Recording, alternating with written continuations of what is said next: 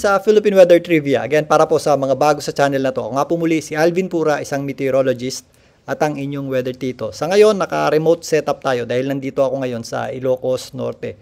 Medyo mahangin na po yung panahon natin dito at medyo maulap na rin, pero minsan sumisikat naman ang araw.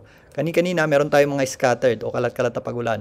At yan po ay epekto na o direct effect na nitong bagyo sa loob ng ating Philippine Area of Responsibility. Kaninang umaga nga, nagkaroon na po tayo ng ating ika-10 bagyo ngayong taon at ang ating ika-6 na bagyo ngayong buwan ng September. Yan nga po ay nabigyan ng local name na Julian. Ito po yung sama ng panahon dito sa northeastern section o itaas na bahagi ng ating bansa.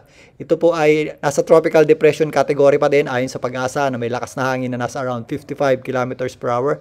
Malapit sa kanyang gitna at kung minsan may mga pagbugsong maabot sa 70 kilometers per hour. Ito po ay huling namataan ng Pag-asa sa layong around 525 kilometers east o silangang bahagi ng Itbayat, Batanes. Nandito po yan sa ating karagatan. So ito naman po ang official forecast track ng Pag-asa para sa bagyong Julian. Gaya nga ng nabanggit natin kahapon, kapag ang mga bagyo po ay nagkakaroon ng looping na behavior o nagkakaroon po yan ng pag-U-turn na galaw o nagkakaroon po yan ng change ng direction, ito po ay bumabagal o halos nagiging stationary or napapatambay sa isang general area.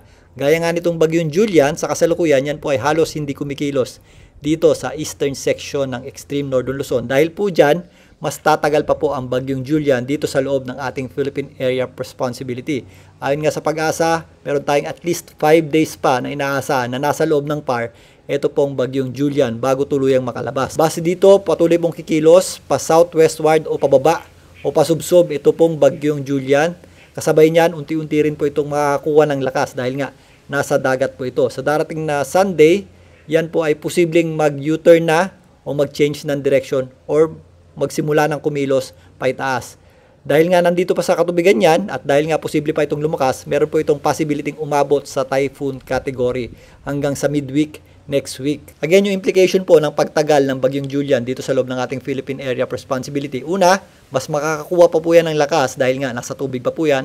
Pangalawa, mas tatagal po ang epekto niyan, particularly dito sa hilagang bahagi ng Luzon at extreme northern Luzon, lalong-lalo na mula ngayong weekend hanggang sa darating na early parts ng next week. Sa ngayon, umaabot na po yung trough o panglabas na kaulapan nitong bagyong Julian dito sa ilang parts ng Central Luzon. Ito pong northern part nito, yan po ang areas ng Aurora at Quirino, maging dito sa malaking bahagi ng northern Luzon at extreme northern Luzon. Sa ngayon, hindi pa po ganun kalala yung epekto ng bagyong Julian pero maulap na po ang panahon natin dito sa hilagang bahagi ng Luzon at posible po yung mga scattered o kalat-kalat na pagulan.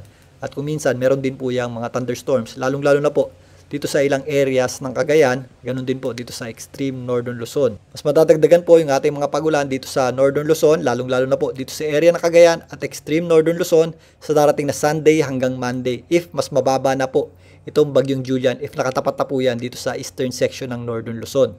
Samantalang nabanggit din natin kahapon, meron pa ring inflow ng southwesterly na hangin ito pong bagyong Julian. Pero hindi natin inaasahan na magiging singlakas nitong mga nakaraang habagat episode yung ating southwesterly na hangin sa ngayon. Although meron pa rin tayong mga kaulapan dito sa ilang parts ng Central Luzon dahil pa rin sa inflow ng hangin patungo dito sa gitna ng bagyong Julian. Again, ang main concern natin ngayon is yung areas dito sa northern Luzon at extreme northern Luzon habang unti-unting bumababa ito pong bagyong Julian at mas makaka-apekto na po yung kanyang mga panglabas na kaulapan dyan mula Sunday hanggang sa mga susunod na araw. Kaya maganda at mag-ingat po tayo sa mga posibleng epekto ng pagdikit nitong mga kaulapan ng bagyong Julian dito po sa hilagang bahagi ng Luzon at extreme northern Luzon. Bukas mas talakayin pa natin yan. Muli ito po ang inyong weather tito para sa Philippine Weather Trivia.